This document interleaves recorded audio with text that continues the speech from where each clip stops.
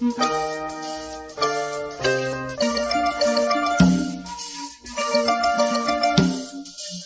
we speak of civil liberties and civil rights, people are beginning to understand that the most fundamental of these is the right to work in our society.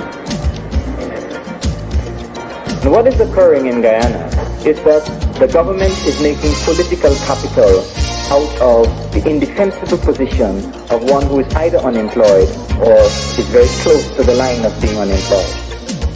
I want to say to you all in no uncertain terms that this government is disrespectful to black people. And if people disrespect you, you have a right to disrespect them.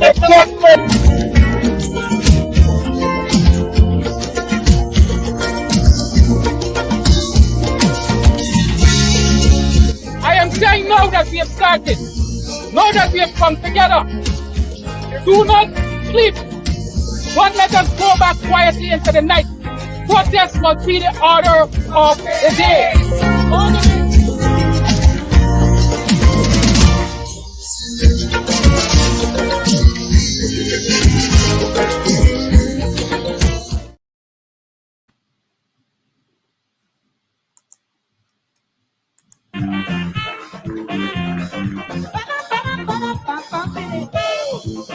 Watch me. You see?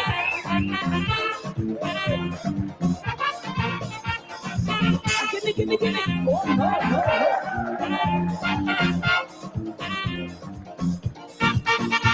Hello, man. Why the hell you harassing me?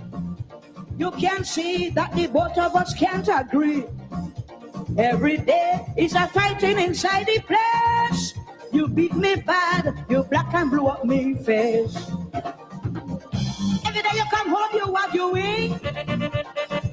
You hand me like puppet hanging on string. I walk in the house just like a zombie. Solomon, don't you them children going crazy? Get out me house. Solomon, you're a stinking lash. Solomon, and you are a blight. Solomon, get off me life, let me put a light in me life. Solomon,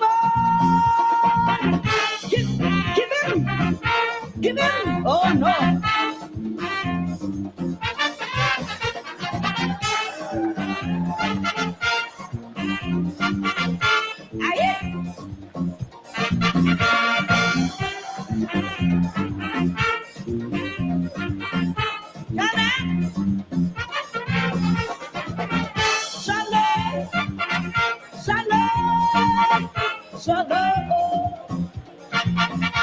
When you get paid, I cannot see a cent.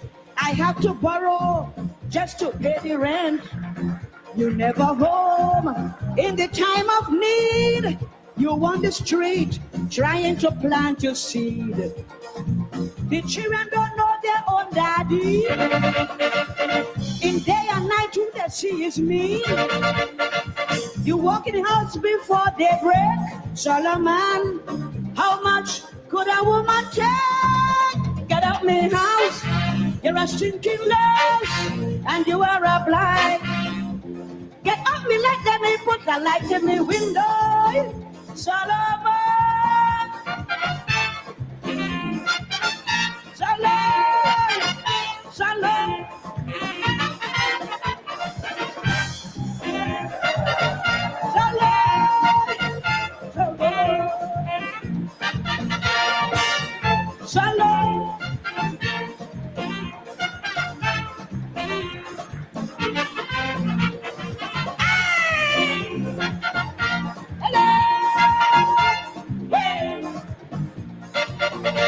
Marriage life is never good for me.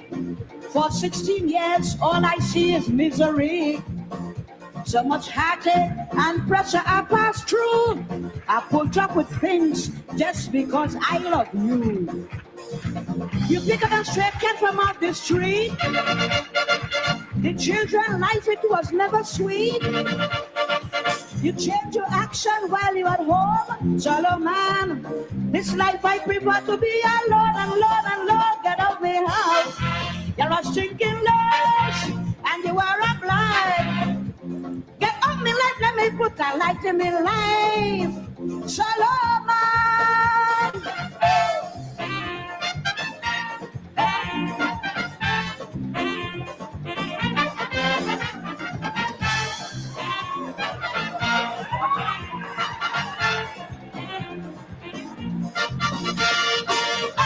Give me.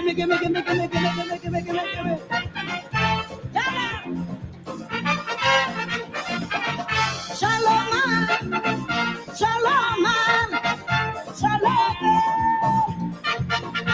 You better take your things and go. Shalom, me I want you no more. You're a man who never have a cent, but in your pocket, money making accidents. When the weekend come, the phone can get ease. It's may I speak to Solomon, please? I said, who are you? I am the mother of Solomon child. I said, what? This stingy man on the running wild. Get out me house. Solomon, you're a stinking lies. Solomon, and you are a blind. Solomon, get out me life. Let me put a light in me life. Solomon. Ah. Give me.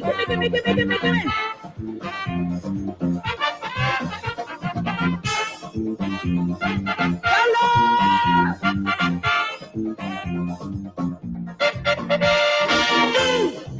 Gimme.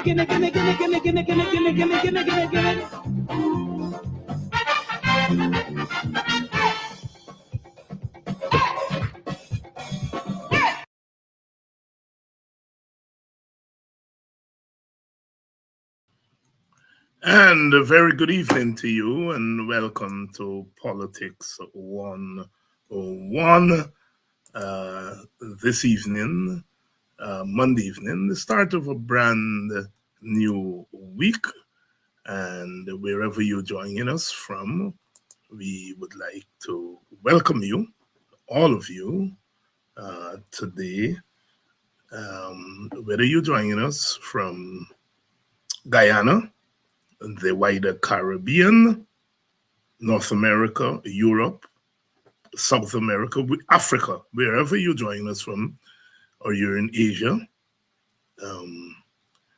Good evening to those of you who are joining us from Johannesburg, South Africa. Very good evening to you. Wherever you are, it's good to be alive and it's good to be Guyanese. We are alive to tell the story of our time.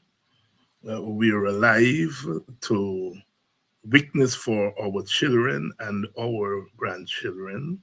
And those of you who are children, you are alive to witness for your children to come. Calypso Rose, Solomon.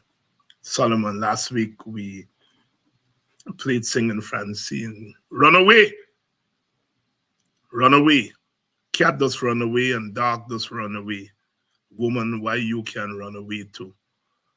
And so we played Calypso Rose there. Solomon, you're a stinking louse. You're not taking care of business, Solomon. And Calypso Rose, she's still going strong. She's still going strong. Fire in me, wire. But you know, she's still around, still singing, still appearing on stage, and she is about 84 now. 84. Calypso Rose out of Tobago. Welcome to all of you. Since last week, the president went to Parliament, to the National Assembly. Parliament is really the National Assembly plus the president. The National Assembly went to the National Assembly and made his pronouncements there. Of course, the opposition parliamentarians did the right thing. they stayed out. Well, that's not new. Remember when Granger went to address the National Assembly, the PPP stayed out. So they can't complain now that the opposition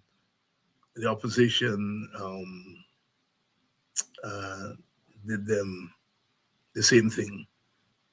In such a National Assembly, you have to use it creatively. You have to use it creatively. You have to use it creatively because there's not very much can be done in terms of influencing decisions, influencing policies, because of the winner-take-all system. The opposition doesn't have much say, and so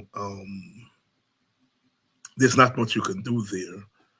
So you have to choose the moments when you are going to participate, and then you choose other moments when you will not participate.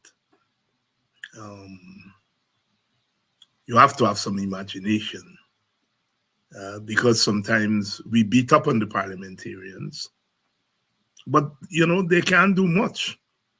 They cannot do much, if anything at all, beyond going to parliament and being there. There's not much they can do.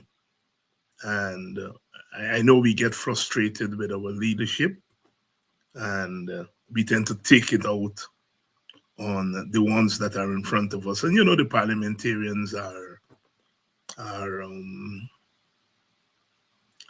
easy target, and some of them don't make it easy for themselves. They make it easy to be targeted. Sorry. Because that's all they do. They just do parliament, and they don't do anything. And I usually refer to, the parliamentarians, people like Coretta MacDonald and Nima Flew Bess, as examples of parliamentarians who are not confining their activism to the parliament. They do work outside of parliament, and so therefore expanding the profile of the parliamentarian. Our parliamentarians are not full-time parliamentarians, like they say in the United States. The members of Congress are full-time. They have staff and all those kinds of stuff. Our parliamentarians are part-time parliamentarians. And so therefore, beyond going to parliament when there is a sit-in, and the sit-ins are far and in between, beyond doing that, there's not much else to do. And so the parliamentarians have to become activists outside of parliament. And they're not running things themselves, because they're part of a collective. And the whip, the chief whip, and the leader, and so forth have to instruct them. But it was good to see them outside of parliament. To see them outside of parliament the other day, and some of you were there with them. But the work of parliamentarians, as I said, is not just in parliament. It's working in your constituency. That's very important to service your constituency. And so, as I said, we tend to unfairly beat up on them. They can't make much happen in parliament. But like I said, a lot of them invite the beating up because they don't take their work beyond the National Assembly. Good evening to all of you who are joining us tonight. Brother Tacuma Ogunseye is here of the WPA, and we're going to be talking about the president's announcements in the National Assembly the other day. The cash transfer, not cash grant. You notice he didn't say cash grant, cash transfer, because that's the correct term. You know, that's the correct term. At least that's the term that was used by Professor Clive Thomas. And he went there and announced the cash transfer to each household of $200,000. And there've been lots of debate, lots of talk, lots of discussion since then, as it must be. There must be discussion. Today, the WPA had a press conference this morning and weighed in on the issue. After all, it was 2018, 6 years ago, 6 long years ago, before Forced Oil. Professor Clive Thomas went to Buxton and threw the idea on the table that when oil begins to flow, that the Guyanese people can benefit directly from it. As happens in societies like ours, you know, and we got to correct ourselves as we go along. Those who matter, those with the microphones, you know, the proposal didn't come from their party, and they start to tell us what was wrong with the proposal before talking about what was right with the proposal. Mr. Jack Dio said, cash transfers, it was technically unsound. That's what he said. It was technically unsound and could not be implemented before 2030, if ever. And then the other one, Moti, you know, Moti, Nandlal. Like run, you know. Teacher just say, he got away bib. Bib. He mouth a run. Cash transfer will destroy families. That foolish big man, as you all young people have said. Foolish big man. What does he know about cash transfer? Who only cash transfer know, to quote C.L.R. James. He knows, as them big men would say in the village, you know nothing about nothing. Run him out. Cash transfers will break up families and turn Guyanese into parasites. I want him to come out now and tell Irfan Ali. Tell Irfan Ali that cash transfer will break up families and turn Guyanese into parasites. You know. The government at the time, unfortunately, did not embrace the idea too. That was unfortunate. That was unfortunate.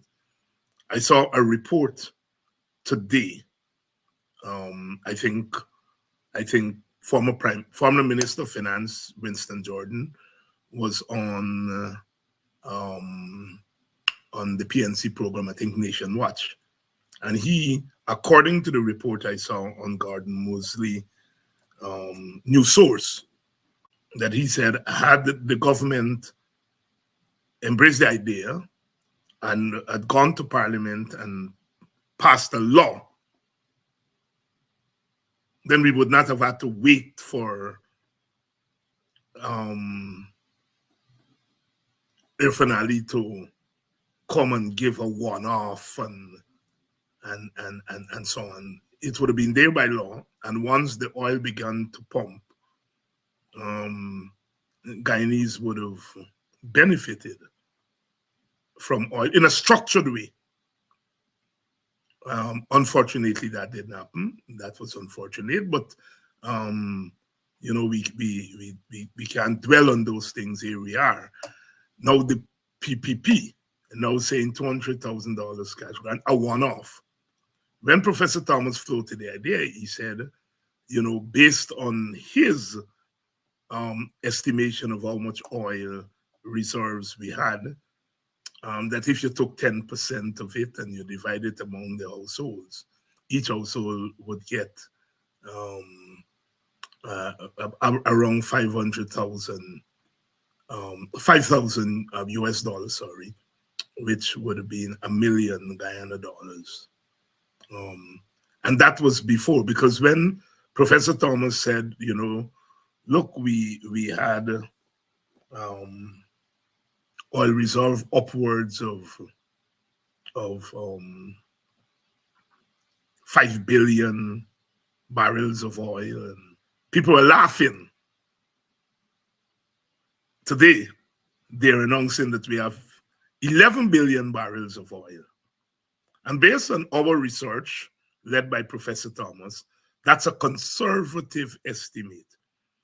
We are seeing closer to 30 billion barrels of oil. Now, Exxon is not going to tell us how many barrels of oil we have in reserve. They're not going to tell us. And our government is such lazy, and all they're concerned about is remaining in power. They themselves are not going to tell us. But based on our research, there is at least there are 20 billion barrels of oil. And we think it's closer to 30 billion barrels of oil. So here we are. As we said today in our press conference, that this $200,000 is more an election gimmick, than an attempt to distribute in a democratic and structured way oil resources to our people. But the discussion is going on there, and we will continue to have that discussion. So Tacuma Ogunseye is here. Let me bring him in. Good evening, Brother Tacuma. Hi, good evening, Dr. Hines and your viewers. It's always good to be here with you. The WPA had a press conference this morning in which it weighed in on the announcement by the president in Parliament, in particular, the cash transfer of $200,000, one-off cash transfer that they threw on the table. And the WPA did a clinical analysis of what's out there, trying to educate our people so that they have a sense of what is going on.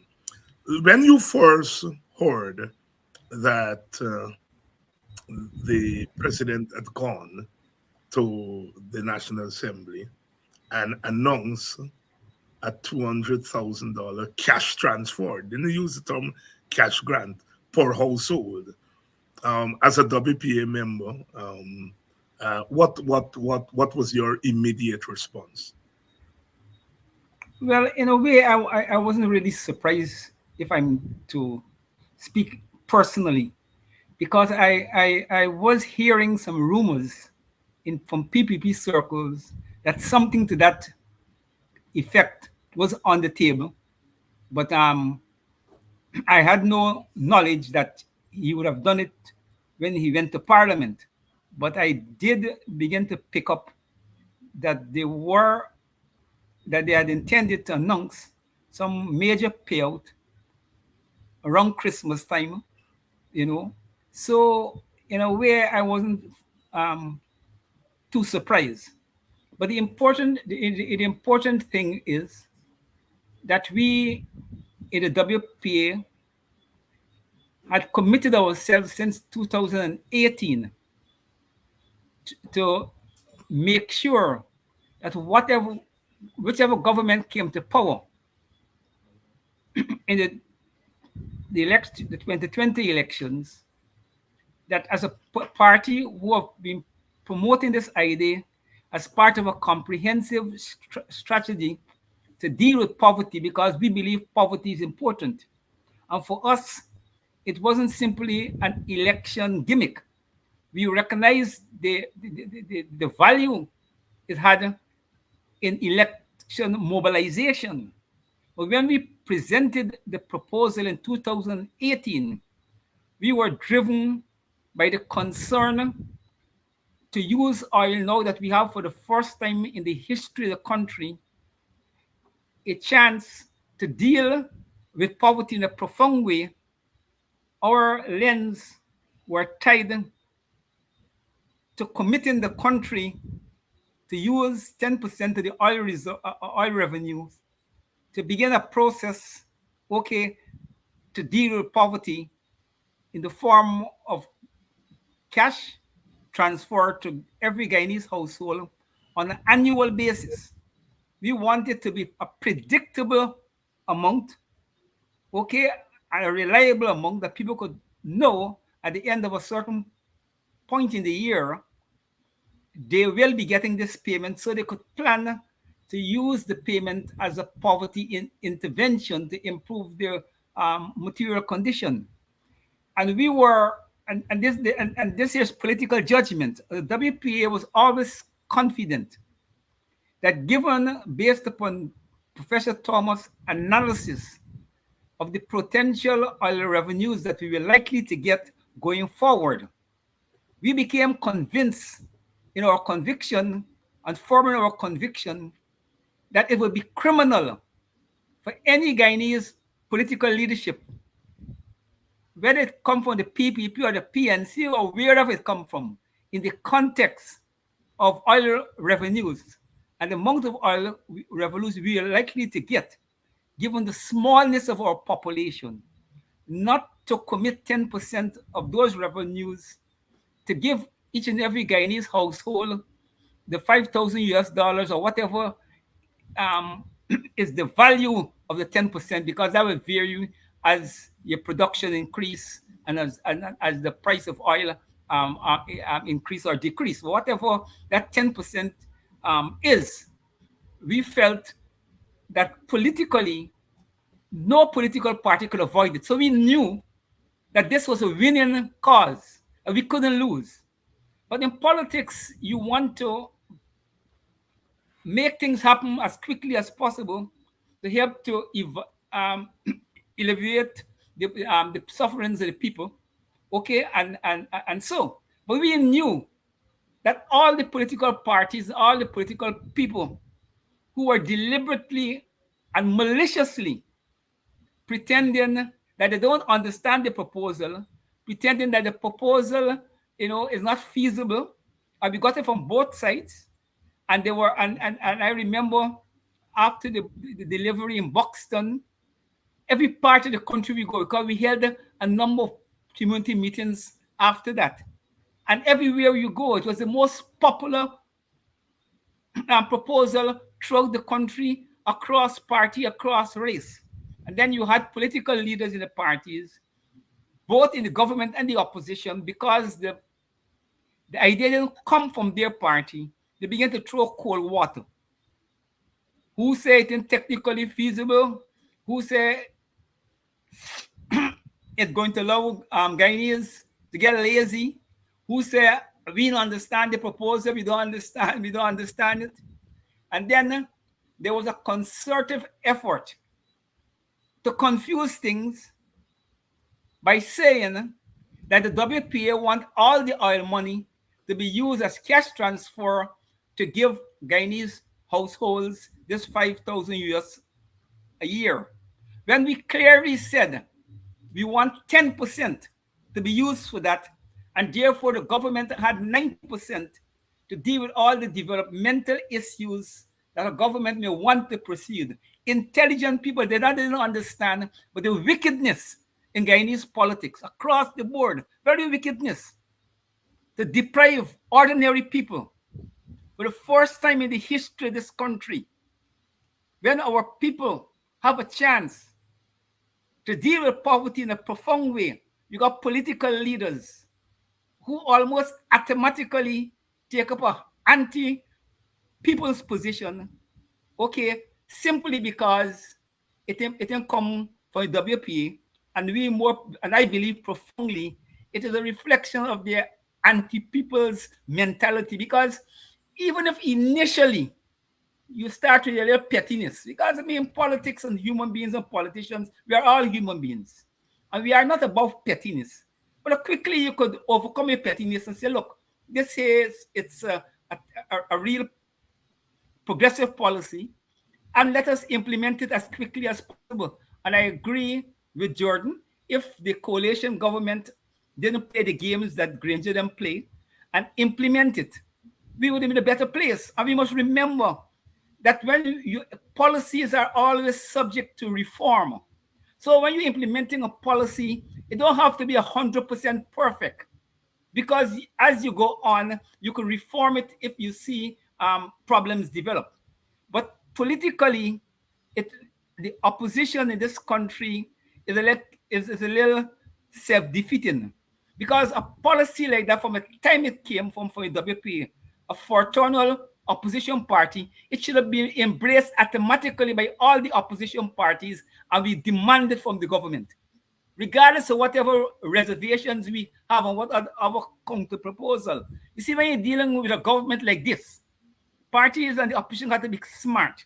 Okay, we need deliveries to our people, and if the PNC come out with a good proposal, okay, rather than we trying to fight it down and to refine it, support it. When we reach the parliament for implementation and reach the technical places to refine things, we could refine things. But politically, the opposition have to come out of this mode of fighting within themselves policy positions, rather than recognizing the value of the policies and collectively supporting it and put collective pressure on the PPP. Down the road, when we go in power, you could refine it. But I think we are at a point where, rather than contesting against each other about which policy is better, giving the PPP space for maneuver, we should narrow the thing around the PPP and to present to them, collective policies. And that is why, as you have always been arguing, okay, we need the opposition to come together and begin to, talk about the coalition and how they're going to approach the elections. And in that sense, they could be able to do some of the things that I'm suggesting. Tacuma, Aubrey said here, as at Granger took WP advice, Guyanese would have been in a better place. And I highlighted that comment because I think it gets to exactly what you were talking about. Because here's the thing. Mr. Ali went to the National Assembly with a big microphone, and he announced a menu of goodies, gimmicks. Chief among those gimmicks was the cash transfer. He never said it was the WPA's idea. He doesn't have to, because of the nasty politics. He should have done it, but he didn't do it. What we found is that a lot of our supporters, opposition supporters, did not know it was an opposition idea. I'm going to your point that you're saying that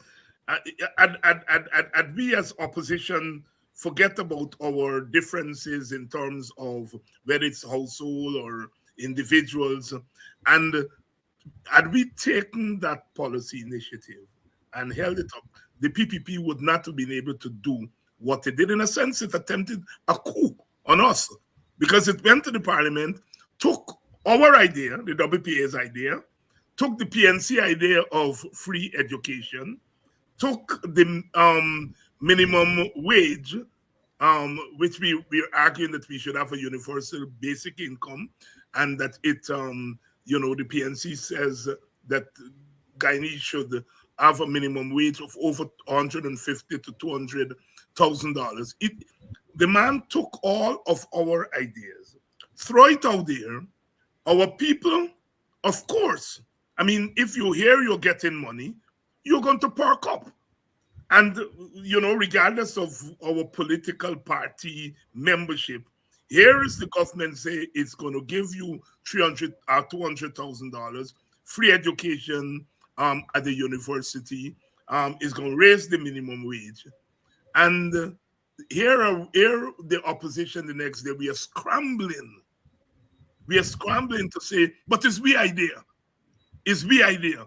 When in effect, our supporters did not know. Some of our supporters, some of them would be opportunistic, but some of them, especially the younger people, would genuinely not know that it's on our day. And even then, we had to, in a sense, on this program on Thursday night, yell at some of our opposition people and say, it's Professor Thomas's idea. And we know in politics, people associate names with policy. So when you talk about free education, Burnham, that's in people's head. When you say cash transfers, Clive Thomas. And it's one of the ways people tend to associate with things when you put a name to the thing. And because, as you say, of our nasty politics, we fail to do that. And so we are really now, in a sense, the morning after, scrambling to tell our supporters, look, this idea is our idea, one. Two, this is how the thing was proposed. And what they are proposing there is really just the form of the idea and not the essence of the idea. And so your point is so well taken that perhaps we in the opposition, we are missing a beat by not recognizing the superior nature of our policy ideas. Now, you've been around politics now. You know the PPP very well. The PPP hammer this idea. They nail this idea. When it comes to free education at university, they discontinued it. And they argue that we are giving away, want to give away money. Rafi Dev and them in the Guyana Times just last week waded into the WPA. These all Marxists want to give away money to people. Right? Clearly, Ali didn't give Rafi Dev a call and say, Rafi, don't hammer them people because we're going to take their idea and implement it. He didn't give them a call. But Rafi Dev must be shamed there now, because only last week he was carrying on how these old men in WPA want to give away the country money. But the point is, and I'm coming to my question to you, the PPP is not the kind of party that is going to take the opponent's idea and implement it unless they are forced to. Something massive has been happening in our society to force the PPP to at least inform FORM, adopt a WPA proposal, adopt a PNC proposal. Something must have been happening. Something is happening that we may not be aware of to force the PPP to do something like that. Tacuma, put on your speculative hat, put on your political science hat. What could have driven the PPP to get to this point where they adopt ideas from the PNC and the WPA that they've been cussing from the time Noah was a scout to now? I think the first thing you got to recognize is deal with Jack Dio. I think we have to get Jack a jacket. Jack Dio is the kind of politician who does what he feels is necessary to achieve his objective. He's not a shame-faced politician. So Jack Dio tomorrow will cost down something. And if he sees a benefit tomorrow, he will swing and pretend that he never cost it down. So that's part of the psyche of Jack Dio that we're dealing with. But more profoundly, I think the PPP is beginning to feel the pressures in the society over the people's concern for the increase in the cost of living the cost of living pressure, amidst the government daily pronouncement that Guyana is one of the richest, if not the richest country in the world per capita. And people are asking themselves, if we're among the richest country in the world, why should I live in that kind of amount of poverty? And I think that this concern has long gone beyond the concern of the opposition constituency, and it have taken root in the PPP constituency among the poor and powerless and the majority Indians who doesn't really benefit the same way like how the rich and the privileged the Indian community who close to the PPP benefit.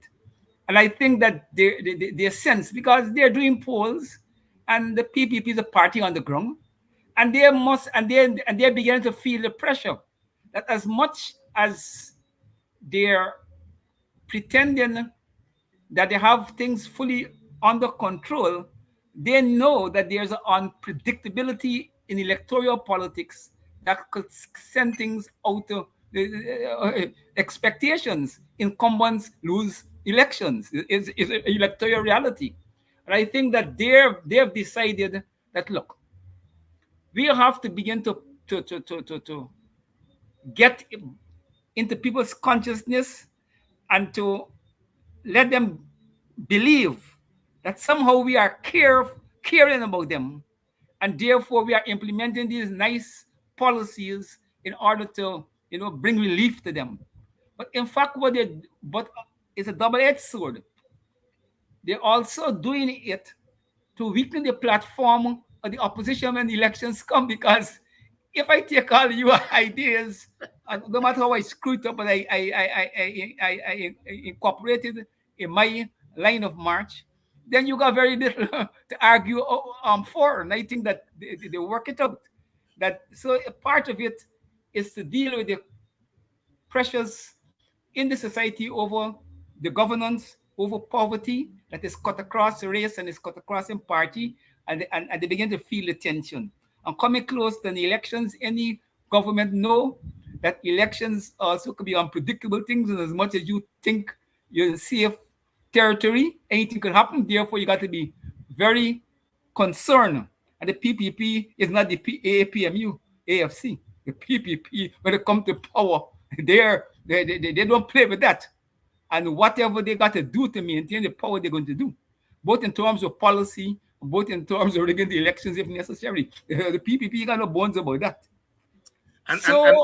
Sorry, I thought you were finished. So those are the things to me that are factors at play. And if we accept that, then the counter that we have to do is to move the struggle to the streets and begin to educate our people on the street corner. You see, okay, the social media education will be continuous, but the thing about human beings and human psyche, when you're getting one thing steady, it is lead to a point of diminishing returns. I am not saying this social media point reach there, but what I'm trying to say, it is easy for people to forget something they hear on social media, they hear it all the time. But when you carry to them, at the street corner, if the opposition start to keep meetings all over the country, and so it brings the people's consciousness up, to par, and it makes it difficult for the government to manipulate. And I don't think the opposition in our condition got the luxury to wait for when the government call elections to start the street campaign. I mean, I think the opposition will be well advised to start the street campaign long before elections. Jagdio Ali started in the parliament last week. Okay, we should begin to start with counter, because that's the only way we could counter. I mean, government got policy, instruments, and tools. The opposition got to use the tools that we got. We got tools, a different set of tools. And I hear you about the streets, and but you can go on the streets and talk stupidness. So I want you to talk here about what we are going on the streets to tell people, because here's the story. These people have taken our initiative, and they have pitched it as their initiative. Our supporters are going to be glad for that $200,000. They whether it is WP idea, PPP idea, PNC idea, they're glad for it. All right. We can't tell them don't take it because it's a one-off, then do the thing right, and so on. While at the same time, we have to warn them that this thing is a gimmick. Tell us how we balance those two things. How is it that we don't dissuade our people from recognizing that, look, this is your money, whether it's one half, then do it properly, and so on and thing, but it's your money, and we have to ensure that you all get access to it, but at the same time, don't be fooled that this is something that the PPP is doing because they love you all, they want to get rid of poverty. So I'm saying, for me, it's not whether you go up on the streets or you go up on social media or what, it's what you're saying when you go there, because they've made our task a little bit more difficult than it would have ordinarily been had they not adopted our ideas. So talk to me. How are we going to get past this hurdle? Because it's an hurdle. It may be short term, but it's a hurdle that we have. We have to admit that when he went there and did it, he pulled a fast one. All right? And we have to admit, in a sense, that we now got to play catch up. Talk to me. Yeah, you're right. I mean, given the poverty reality in the country, every guy in his house will be glad to get $200,000 at any point in the process. So that goes without question. And it is not our duty to tell people not to take the money in the first place, the people's money. Okay, but what we have to do is to use the PPP opportunism to our advantage.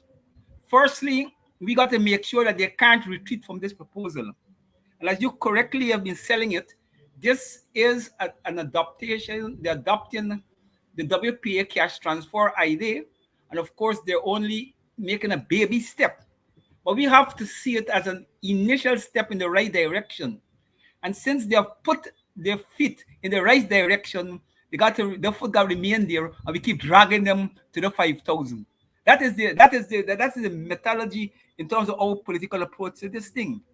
The next thing is, we know the PPP proposal is not genuine, it's not big, and they're going to use it for political advantage. We know what happened with the COVID payment, where a number of our supporters did not get the money, and I know that very much, because I got a close family who didn't get the money. And even though she named supposed to be on the list, when the person came, they go to Indian neighbor and they get them the money. When she remind them that the woman said, "You were named up on this list." And when she asked to speak to her, she was very high-handed, So we know that this is going to repeat itself. But as the opposition, we got to understand there's a difference between people fighting for $25,000 or $30,000 and fighting for $200,000. And we got to make it clear to our supporters that we have to prepare to go to battle to make sure that all our supporters who are entitled get this money. Because I'm telling you, it's going to be easier for us to pull in line the disaffected and the people who can get the money into struggle. And we got to make it early so the government know that you're playing with this 200,000. We supporters got to get the money, and we preparing with supporters. If we don't get the money, you're behaving in a certain way. You're behaving like how we behave with the COVID money. This is real money in relationship to COVID. So we have to begin to draw the battle lines, and we got to be so we could deal with the opportunism of the PPP, and we could limit, what they're planning to do, and at the same time, if they do what they're planning to do, we take it to another level, and that, I think, is very important for us as we go forward. Now, I think that we have to begin to cultivate our support base to understand that in struggle, we don't always win things in one walk. I mean, if you watch the history of any social progress in the country over the years, whether it's right to trade unionism, right to vote. Okay, we had voting, at a certain level, then we get vote. Okay, so 21, then we get vote 18 and all kinds of things. And we have to let people understand when we win, as you put it, small, or what people may consider small victories, but are important victories. We have to celebrate it, and we have to build upon it. I think this is an instant where the fact that we get them to accept the notion of cash transfer. And I'm telling you something. In my judgment, I know the PPP is going to, at some point, if they remain in power, they're going to implement our proposal 100%. But they're going to do it in stages. If you left them to themselves, they do it in stages. We don't want them to do it in stages. We want to win the elections and get rid of them, so that we got a new government to come, whether they're part of the government or not part of the government, that could deal with the matter. So as an opposition, we can't wholly and solely depend on what the PPP do.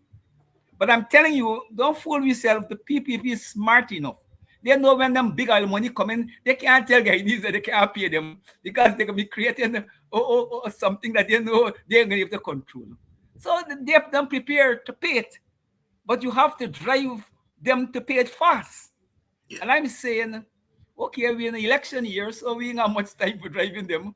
We got the important thing is to drive them out the power, so that the new government could hasten the process. Yes, and we have the PPP where we want them, whether it's for mystic reasons or not. Politically, we got them where we want them. That's the point. We got them where we want them, and we want our supporters to understand that we got them where we want them. And that is very, very important. In that, we have won this first round. We got some more rounds to go, but we have won this first round. I know we have had a long battle, OG, because we had, the PPP is hammering Guyanese, hammering the opposition. And in many regards, we have not been as militant as we ought to have been, both at the level of leadership and at the level of followership. And many of our supporters have begun to question us. We talking too much. We come on these programs and we chat theory and no action and so forth. And we ourselves sometimes have had to push that envelope to say, look, we need to do more.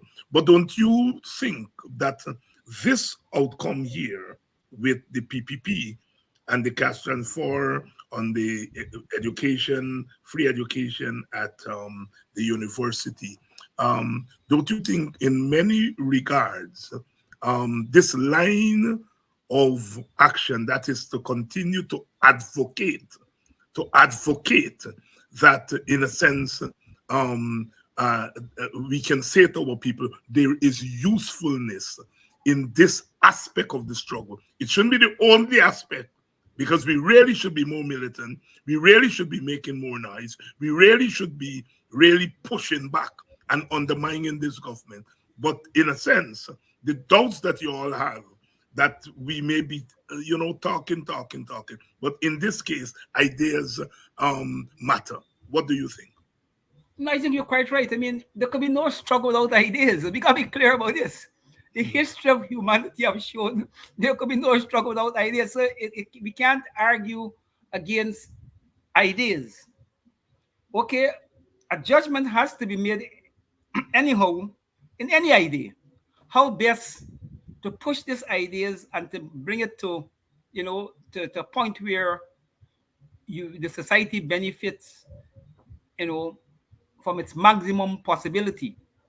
So that is the role of the political practitioners and the theoreticians, and so it is not in our situation. We are correct, okay, to push the struggle ideas. If you all weren't pushing the struggle ideas, and the parties weren't pushing the struggle ideas, and they face the social media platforms weren't pushing the struggle ideas, we would have been a worse place. And we'd be worse place in terms of doing any other forms of action. So we got to be clear. We have to continue that work, but we just have to add some additional things to the work. So it's not a question of, I mean, in simple, the thing about politics is that you have to communicate at the layperson level. The way the layperson will know about the illness, it's not the same way the doctors will know about the illness. The doctor got a more profound understanding of the illness. Fortunately, we are like the doctors of the dealer, and the masses is like the ordinary people. And sometimes we have to go down to their language. And when they're saying that the opposition is doing nothing, they don't believe that. That's not really what they're saying. They know we're doing. But what they really say, you aren't doing the things we think you are supposed to do. That is it. You see? So when the PPP is saying that the opposition supporters ain't got time with them, they don't understand what's going on. More you hear we supporters telling we wasting time. What they're telling you, we ready for deal with these PPP people, We ready, Are you ready? Holding we hand. If you are providing leadership, you're ready to deal with them. So, and it is that it is that contradiction that people like me points to when I say we have oversaturated ourselves with the analysis. I understand the profound need for it, and we have to continue and understand the worth of it.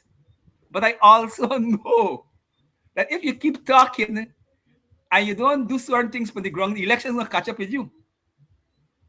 And then the PPP wants you to fight the elections in an atmosphere that they create. I mean, in normal democracy and in normal political contestation, we will have general consensus on the atmosphere for democratic and free and fair elections. But in this environment here, where the PPP dominate GCOM, they're spending the oil money like if it's their money, and they're doing all the corruption and the disrespect for governance and democracy. You're not in a normal electoral contestation. Therefore, you can't, the opposition can't play normal democratic politics like how the people could play in Barbados and probably Trinidad. And so this is a different ball game.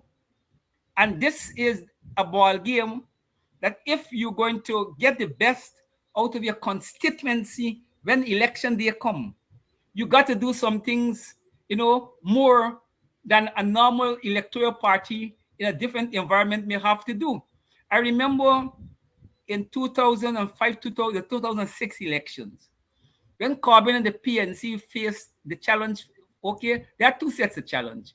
The rise of the AFC, okay, and the fact that their constituency have become, a little dissatisfied with the intensity of the struggle, and the fact that Corbyn is getting soft and so forth and so forth. And they were under that kind of pressure. Look, I remember the discussion we had officially and with Corbyn in Agda, unofficially when we brace at the individual level and the small group level, when we brace outside the formal setting and so forth and so forth. But what had faced Robert? He had to make a decision whether he's going to go into those 2006 elections, okay, the way in which the Starbucks News and them were putting the pressure on him that he got to be a statesman. He can't engage in bulldog politics. When he constituency was telling him, we need some bulldog politics here. And he decided to go in as a statesman, play the decency, and he gets his ass cut. And I'm telling you, Norton is facing the same kind of story here, but in a different way. And I don't want to get too far into it, but I'm just giving them the benefit of my own understanding since I was involved with all of these things. You have to, while people are going to tell you that certain behaviors will make you lose votes, you have to make some hard political judgments. And Norton and the PNC got to make two hard judgments. One is how they want to contest in the elections, whether they're going to coalition or they go by themselves. Two, whether they're going to fight for change in the governance system before elections, so that not at the end of the day when we don't vote race, the Constitution says they have to be part of the executive with the PPP and everybody, okay, and run the country together. Those are the two challenges at historical moment face the Norton and the PNC. Okay, and the general opposition, but I want to narrow it just for this discussion at the moment. Those are the two real political challenges, and you can't separate them. And I'm going, and it's not easy for them given the whole conception of politics and given the way in which the political struggle have been developing. It is hard for PNC tell the supporters you got to work with the PPP right now, as hard the PP tell the supporters you got to work with the PNC right now, okay, in face of the elections. But politics is more about elections. We have to look at the threat that the country faces from the external vultures and the challenges that oil going to pose to us. And our politicians have to rise beyond the local contestation, understand the real contestation for Guyana lies outside Guyana with non-Guyanese. And we have to provide leadership. And there has to be, as if we're wise, there must be a historical compromise. And it has to happen, in my judgment, before elections. Elections by itself will solve nothing.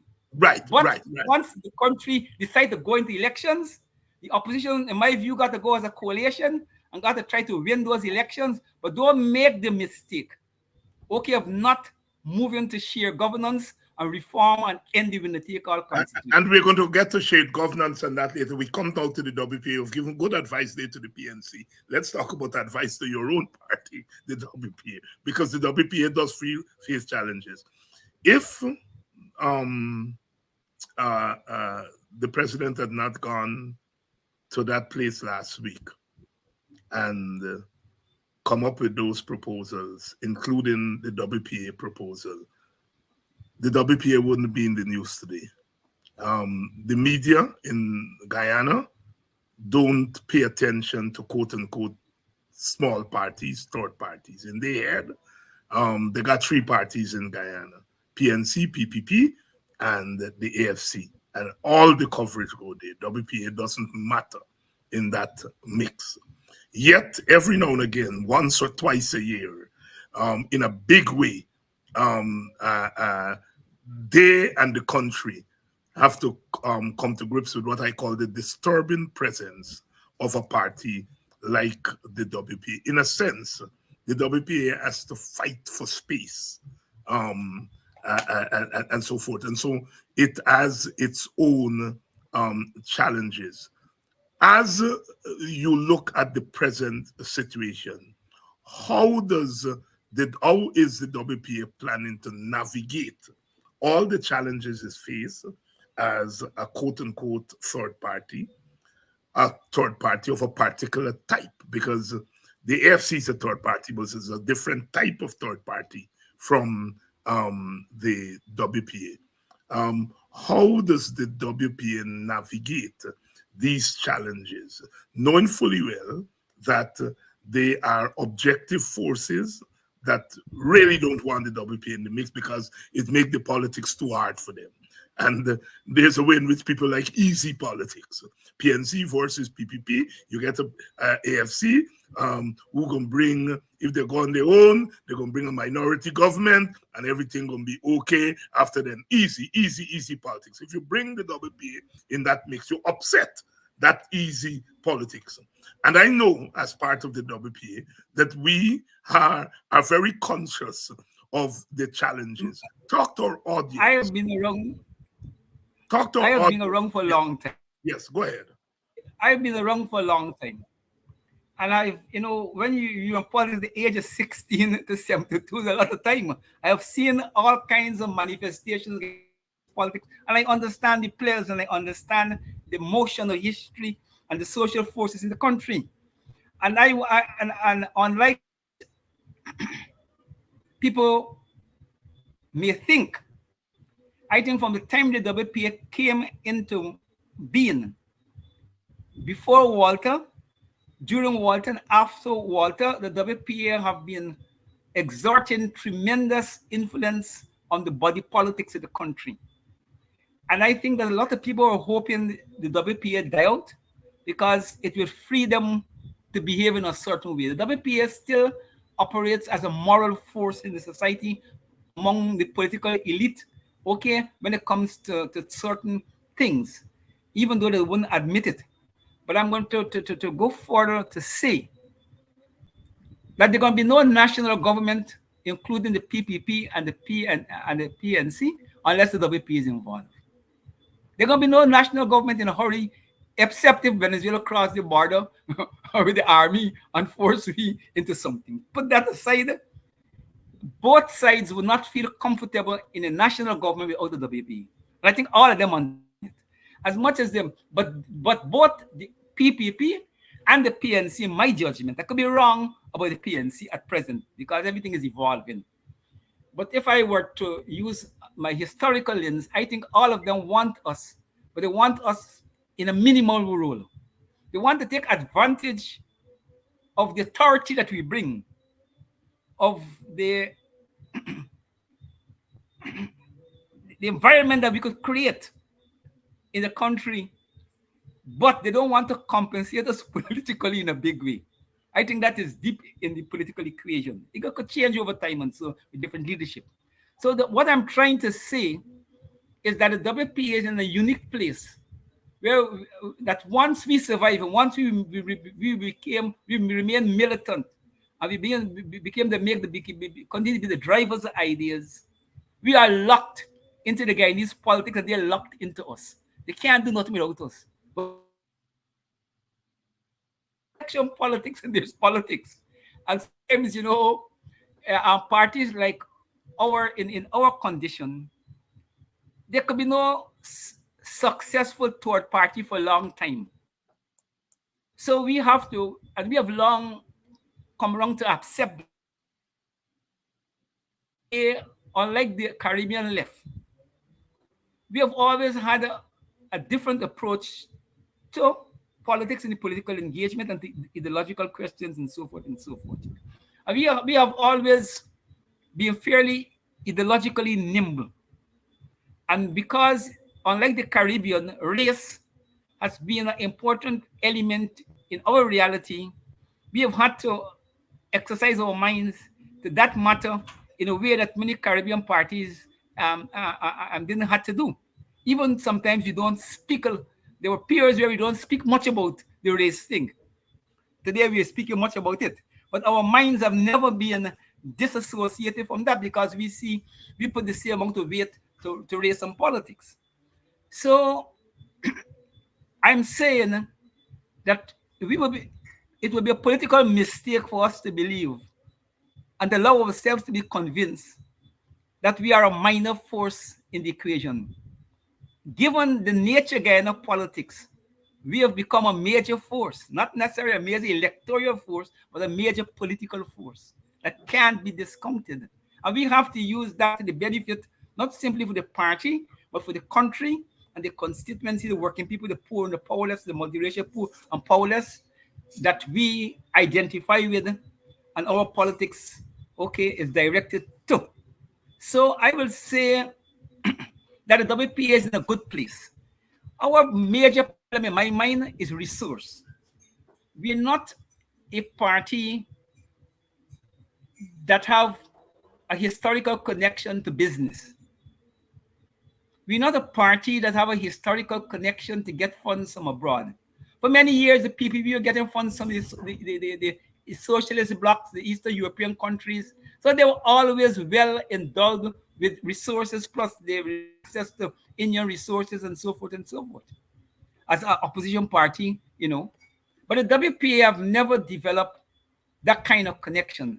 And in that sense, it is good because it gives us freedom in our politics, but it is bad in the sense that as the economy and as time go by, politics become now an expensive endeavor that you have to match it with funds. The AFC could not done as well as it did in 2006 without the tremendous resources they got from private sector and they get from external sources. And again, if they're to do well, they will have to be backed by tremendous amount of money. I think there is where in electoral politics, the WPS suffer because we don't have the financial infrastructure to support the party's politics. And that is why we easily been able to be isolated out of the mainstream media. But as I said before, COVID helped us, and you all have been able to use a social thing to break us out of that isolation. So we're in a better place in terms of the consciousness of the people. Now, there's another area where the WP have to pay attention to. We, over the years, have deliberately avoided an aggressive diplomatic initiative generally in the world. Because for a long time, we haven't really sent anybody to the Caribbean and to North America, okay, and to the important areas in the Eastern, in Europe, to argue the WPA case. And part of it is not apart from our thinking on this, which is influenced by our financial situation. Because when you have money, you tend not to think in a certain way because these things call for money. But I think that we have to find a way of introducing WPA politics to the wider international community in a way that we haven't been doing for many years.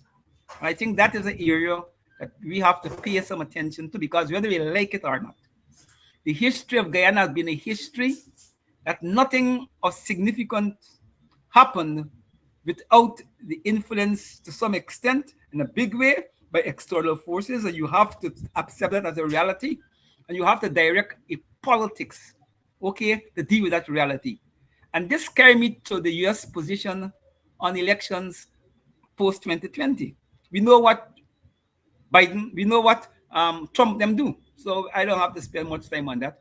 But since the Democrats came into power, they have been making the point that Guyana needed inclusive governance. And this is one of the few times in my political life I agree with the Americans. I'm saying the Guyanese and particularly the African community, African leaders, this is the first time, okay, in my judgment, the Americans have took a position that is not 100% self-serving, and they open up the diplomacy, okay, to help Guyana resolve this ethnic problem and this lack of inclusion, because I think they understand the consequences of that in light of the kind of money that we're going to get from oil. And I think I'm saddened that the African community, including the African political leadership, have not been holding the American foot to the fire by agreeing with it, calling for inclusive governance before elections, mobilizing ourselves and putting pressure on the government, okay, and also the Americans to make good, you know, their diplomacy to see that that has happened. You know, I think it's a major history going to judge us very seriously. It's a major mistake. We letting the PPP off the hook, and I'm very concerned about it. And so I understand your concern, but as someone who's a little bit closer than you to the African Guyanese leadership, there are some steps in that direction. Maybe baby steps, but it's not as bad as it was a year ago. But time is not on our side. Your point is well taken. Your point is well taken, but the Black leadership has been really doing a lot of outreach to the international community, raising these questions. I myself have been part of some of those outreaches, you know. And but my point is not the outreach. The key thing is the major player say you must get inclusive government. Is you know to say I want it. Yeah. And this is what you got to make no outreach to say that. No, well, I'm not talking about the political leadership. You said the Black leadership, but I'm saying the Black leadership outside the party. Outside of the political party. I'm not talking about the political party here, which has been doing that. People have been asking the WP about coalition politics, largely because on this program, on a lot of program, people are somewhat nervous that up to this point we have not given any indication as a political opposition whether in fact we be going as a coalition or not. How concerned is the WPA about that development or lack of development? I think the WPA is very concerned because this is a time if we fight in the time factor. And you know that elections, the time of the election lies with the government. The government will say to you, we're going to carry the elections right down to the end of next year in December, November, and they could call it mid-year. They could call it any time. So the time factor is not on our side. And therefore, the political opposition, the people is quite right to become disgusted with the length of time that the political opposition is taking to announce a new coalition. And the WP have made it clear we are prepared to walk on two legs. We prepared to fight for constitutional reform and to push that struggle as far as it could be pushed. But we are committed to elections.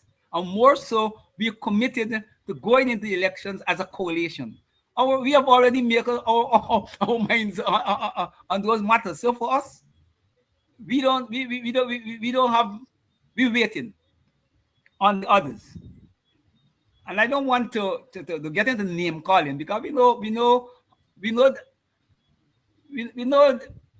the PNC said that, quote unquote, they're ready, But I don't know, and I'm a little careful on that because, I'm not picking, but I think sometimes you got to say these things. While the WPA is committed to a coalition, we believe that the PNC, given what happened in the previous coalition where they were the major partners, they need to give some assurances and they need to engage in public self-criticism of what happened there in order to consolidate and to create the right atmosphere for both coalition partners and for the people. The people, we could see that we learn from our mistakes. It is not enough for the PNC to say we're ready to discuss coalition without a public assessment and self-criticism. Okay, even if the feel self-criticism is too strong a word, but you have to make an assessment. I remember when the PPP lost the elections in 2015, Jack Dion and PPP made an assessment why they lose. You can't remember all the implications of it, but they did make a public assessment. The PNC, since the PNC will be the major party in a coalition, and since they had a major responsibility in the previous coalition, they have to say how they intend to move forward in the new coalition. But having said that, I think time is running out on us. We have to get this coalition talks going and to begin to confront the PPP with unity rather than division, because division will really alienate large sections of the opposition base and make it easy for the PPP to run away with the elections. And as I said, time is not on our side.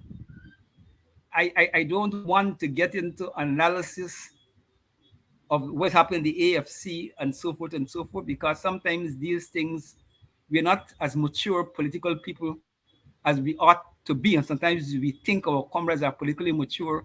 And when you engage in some objective analysis of the party, and so you're surprised to see the behavior. We have to be very careful with that as WPA, because we are critical to keeping a coalition together. Because I don't think, I could hardly see the AFC going in a coalition with the PNC without WP. Yeah. So I think we have to be, we have a special role to play. And on that note, Brother Tacuma Ogunseye, we have been at it for more than an hour. Thank you so much for coming on and for sharing your insights with us on this Monday evening. Our program tonight, of course, focused on the WPA. Tomorrow night, Dr. Henry Jeffrey is going to be here.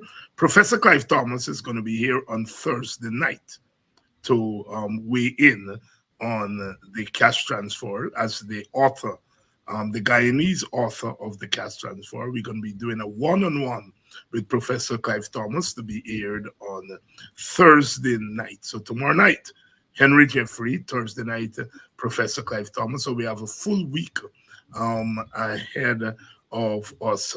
Tacuma, as we go to your closing thoughts. Well, my closing thought is that the WPA and the collective opposition have won a major victory. We have forced the PPP to adopt, in part, some of our policy ideas. And I think that we have to now use that to tie the feet to the fire. And we have to prepare our constituents and the country as a large to deal with any machinations with the PPP on the implementation of the cash transfer, to make sure that opposition supporters in suffer the same fate as in the COVID handout. And we have to warn them that politics has to be not on. Politics is a very public thing. Everything can't be secret. We have to begin to tell the country and tell the PPP, this is $200,000.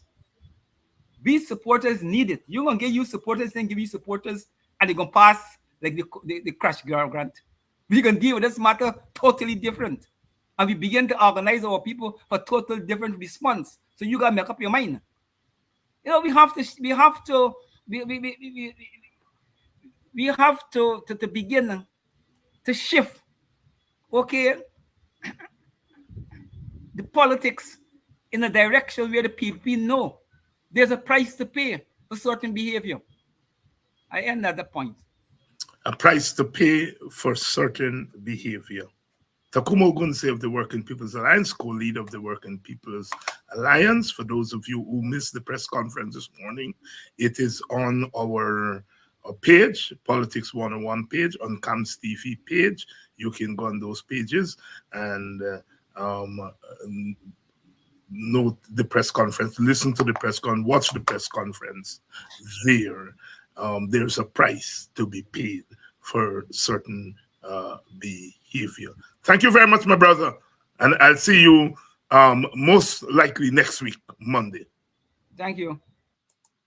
And to your audience, thank you all, as usual. Without you, we cannot have this movement. Without you, we cannot win anything. And we are winning small things, which are going to have big consequences. Tomorrow night, Dr. Henry Jeffrey is going to be here with us. See you all then.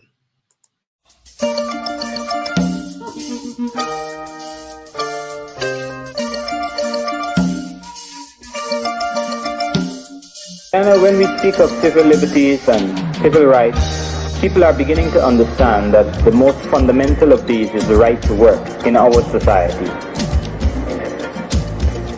And what is occurring in Guyana is that the government is making political capital out of the indefensible position of one who is either unemployed or is very close to the line of being unemployed. I want to say to you all, in no uncertain terms, that this government is disrespectful to black people. And if people disrespect you, you have a right to disrespect them.